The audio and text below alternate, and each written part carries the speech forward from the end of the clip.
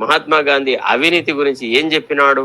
Civil సర్వెంట్లకు ఒక విజ్ఞాపన చేసినాడు. ఏమని? మీరు చాలా చదువుకున్న వాళ్ళు, మీరు బాబులు, దొరబాబులు, మీరు సంతకం పెట్టే ముందు ప్రజలకు ఉపయోగపడుతుందా లేదా అనే కోణాన్ని పరిశీలించిన తర్వాత మాత్రమే మీ చేవరాలు పెట్టండి అనేటువంటి మాట గాంధీజీ గారు చెప్పినారు. సో మరి దాన్ని అవలంబిస్తున్నారు. గాంధీజీ అవినీతి రహితమైన పాలన ఉండాలన్నాడు. యాక్సెప్ట్ చేసినారా? గ్రామీణ ప్రాంతాల్లో ఉన్న భూములన్నీ తీసుకొని మొత్తం కంప్లీట్ గా రియాల్టర్లు, రియల్ ఎస్టేట్లు చేసేసి లుచ్చ వ్యవహారాలు చేసి పచ్చి అవినీతి చేసేసి ఎమ్మెల్యేలు అందరూ కాంట్రాక్టర్లు గుత్తేదారులైనారు.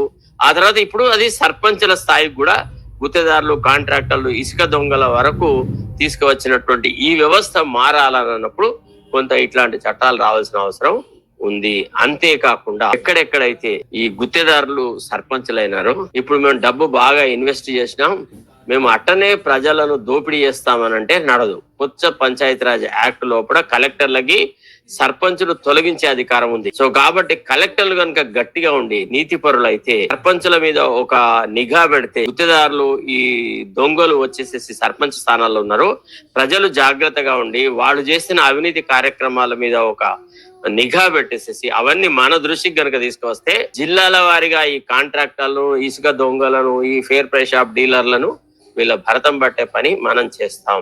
అవినీతికి వ్యతిరేకంగా కొట్లాడే ఆ ప్రక్రియలో గ్రామీణ ప్రాంతాల్లో ఉన్న వాళ్ళకి దృక్కోణం అనేది ఒక కవచం లాగా పనిచేస్తుంది.